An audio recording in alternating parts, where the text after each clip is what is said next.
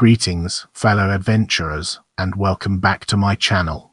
It's a pleasure to have you join us as we uncover the secrets of Deathbed, the Bed That Eats.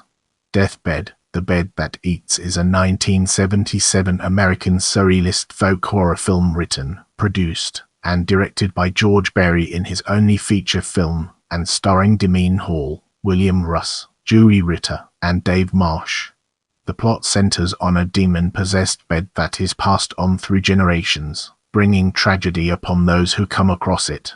Filmed in Detroit in the early years on a budget of $30,000, Deathbed underwent approximately 4 years' worth of post-production by Berry, and did not receive distribution upon completion. Despite this, the film garnered a minor cult following in Europe after it was made available via bootleged VHS editions, initially through the United Kingdom-based label Portland Films. Berry was unaware of these unofficial releases until 2001 when he came across a review of the film on an online forum. The film was championed by British film critic, writer, and musician Stephen Thrower, whose musical group, Cyclobe, composed a new musical theme for the film with Berry's approval.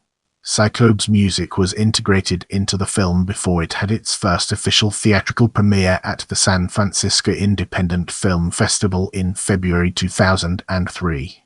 The US home media label Cult Apex released the film on DVD the same year, and a Blu-ray edition followed in 2013.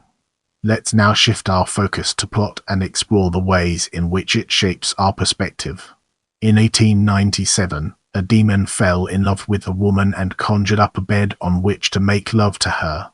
The woman died during the act, and, in his grief, the demon wept tears of blood which fell on the bed and brought it to life. When the demon is awake, the bed's evil runs rampant as it physically eats human beings. Every 10 years, when the demon sleeps, it is left dormant until it wakes once more. Only one man, an artist identified as Aubrey Beardsley, was spared, as the bed condemned him to immortality behind a painting, where he must forever witness the bed taking victims. The bed passed from owner to owner until the present day, and consumes a series of victims in divided vignettes. Breakfast. A young couple trespass into the abandoned mansion where the bed is housed. They make love on the bed, and the bed devours them. The artist mocks the bed for its stupidity. Enraged, the bed telekinetically destroys most of the house except for the room it is in. Lunch. 3 women, Sharon and Susan, discover the remnants of the now destroyed house while traveling in the countryside. The bed strangles Susan with her crucifix necklace before devouring her, but reacts to one of the other women by bleeding in agony. The artist realizes that the bed reacts with pain to the woman because she resembles its mother, the woman whose death caused the bed's creation. Elsewhere, Susan's brother goes out looking for her. Dinner. One of the 2 remaining women sleeps on the bed. She wakes as the bed begins eating her, but as she tries to escape, the bed snares her in its sheets and drags her back to be eaten. The last woman unsuccessfully tries to save her. The brother locates the surviving woman, only to have the bed trap them both. The brother attempts to rescue the previously eaten woman, only to have his hands eaten to the bone by the bed. Just desserts. The demon that created the bed falls asleep, which renders the bed powerless and allows the artist to communicate with the woman. The artist describes a ritual that will destroy the bed. The woman carries out the ritual, which teleports the bed out of the room and revives the bed's real mother, but at the cost of killing the surviving woman. The bed's mother completes the ritual by having sex with the brother, causing the bed to burst into flames and die, allowing the artist to finally pass on. In the upcoming portion, we'll be dissecting development to gain a comprehensive understanding of its implications.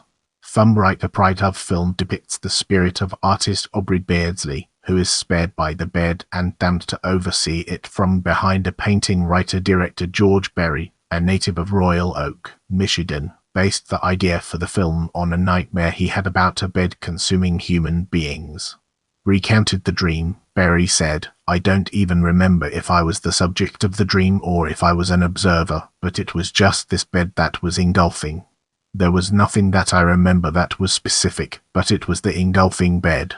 There wasn't any digestion, it was just the bed coming in, over. I wrote from there. Barry has said he was inspired by exploitation filmmakers such as Roger Corman and Jack Smith, as well as European art house films shown at local drive-in theaters. The film depicts the spirit of the visual artist Aubrey Beardsley as a character credited as the artist damned to bear witness to the bed's devouring of humans from behind a painting. Barry characterized Beardsley's inclusion in the film as not literal, but rather sort of like Beardsley by way of having a dream about Beardsley. If you dreamt about Beardsley in a dream, and he was riding a bicycle and selling you soft drinks, if that's the Aubrey Beardsley that's in the movie. Get ready for an exciting part as we dive into casting. Dave Marsh, a journalist and editor of Cream magazine, appears in the film as the artist. Barry's grandmother appears briefly in the film in a flashback sequence as one of the bed's victims throughout the decades since its genesis. In the primary role of Diane, Barry cast Demene Hall, a film and stage actress who later went on to have a long-running career in theater productions in Seattle. Let's zoom in on filming and understand its implications. The film was shot in and around Detroit, Michigan in 1972 on a budget of $30,000. To avoid paying union fees, many of the cast and crew members were hired from Canada. Among them were Canadian cinematographer and documentary filmmaker Robert Fresco, who later worked as a camera operator on Prom Night 1980. Some filming took place at the historic Gullwood Mansion on Greyhaven Island, which was leased for the production from a rock music group who was staying in the home. The sequence is filmed in the stone chamber room where the bed is contained was shot in a makeshift studio. Principal photography lasted only 2 weeks, and Barry spent the subsequent 4 years editing the film. A mural by the English occultist Austin Osman Spare appears in the film.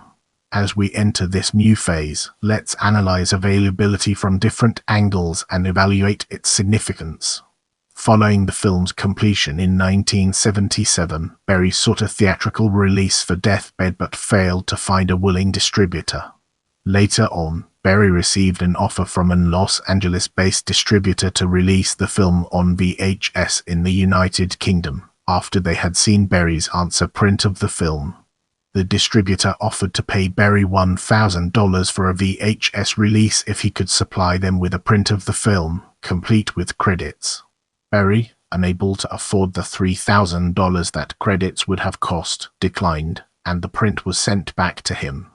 Despite this, Portland Films, an obscure British label, released a bootleg VHS of the film in the United Kingdom circa 1983 without Barry's knowledge, with the film eventually receiving further VHS releases in Australia, New Zealand and Spain. The film garnered an underground cult following in Europe due to this release. The Spanish release is dubbed into Spanish and is considered quite rare. Despite its pirated VHS releases outside of the United States, Barry remained unaware that the film had received any sort of release until 2001, when he discovered a forum post about the film by French film journalist Jean-Claude Michel on the website Scarlet Street. This led to interviews with Barry by Daniel Craddock, who had written a review of the film, and, in turn, author Stephen Thrower for his book Nightmare United States of America 2007. The film was given its first official theatrical exhibition on February 15, 2003 at the San Francisco Independent Film Festival. For this release, Barry incorporated new theme music to the opening and closing credits, performed by Thrower's band Cyclope, as he was never satisfied with the original theme composed by Mike McCoy. Let's now shift gears and explore home media through a critical lens, uncovering its strengths and weaknesses. Following Barry's discovery of the film's bootlegged releases, Deathbed received its first official home media release in the United States in 2003 through the independent home media distributor Cult Epics. In 2013, they released the film for the first time on Blu-ray, which included a new HD transfer of the film, as well as both the original mono and new 5.1 soundtracks. Also included was a new introduction by Thrower in addition to the original one by Berry from the DVD release, an audio commentary with both Thrower and Berry, a conversation between the two, a behind-the-scenes featurette, and the original musical theme by Mike McCoy. In the following segment, we'll be examining critical response in greater detail. Deathbed has received little attention from mainstream critics due to its lack of distribution. Reactions to the film during its first official release have been mixed to positive, with some characterizing it as so bad it's good, highlighting its inherentedness, along with its surreal and absurdist atmosphere. Others have criticized these same merits along with its lack of characterizations and pacing. Dennis Harvey from Variety wrote, Deathbed is a horror flick destined for some small place in the hearts of psychotronic fans who already treasure such extreme oddities as Blood Freak, not to mention Andy Milligan's entire however. Barry Meyer from Film Monthly gave the film a slightly positive review, writing, Deathbed is such a true original that you have to overlook all its faults and just go with it and enjoy this whimsical drug-induced nightmare. Brian J. Dillard from Almavi called it a major classic in the What Were They Thinking school of horror. Joseph Azimba from Bleeding Skull gave the film a positive review, stating that the film goes toe-to-toe with Doris Wishman's A Night to Dismember as one of the most disconnected and impressive low-budget horror films of all time. Ain't It Cool News liked the film, calling it a nightmarish dream existence, and compared the film's oddness to Quentin Dupieux's Rubber. John Staton of Star News referred to the film as an utterly enjoyable Z-grade horror movie, highlighting its acting, premise, storyline, special effects, as comparable to camp classics like Troll 2 and Plan 9 from Outer Space. Horror Newsnet gave the film a negative review, calling it curious but nothing more than the kind of film that you'd see lumped together on a budget 50 title film set. Adam Tyner from DVD Talk criticized the film's erratic pacing and minimal characterization. Tyner also wrote, on the other hand, Deathbed wields a strange and unique charm that kept entrancing me even when I was bored stiff. I'll always take an interesting failure over some uninspired, by-the-numbers horror flick. In this section, we'll be deep diving into Legacy, unraveling its complexities and uncovering valuable insights. Deathbed has gained a minor cult following over the years and is now considered a cult classic. Deathbed has been included in multiple lists at various media outlets. In 2014, Paste magazine ranked the film in its The 100 Best B-Movies of All Time, summarizing, this is one of those great, lost films that finally found its way onto DVD a few years ago and was embraced by bad movie lovers around the world. PubMatters placed the film in their list of the 10 weirdest horror movies of all time, calling it too insane for words.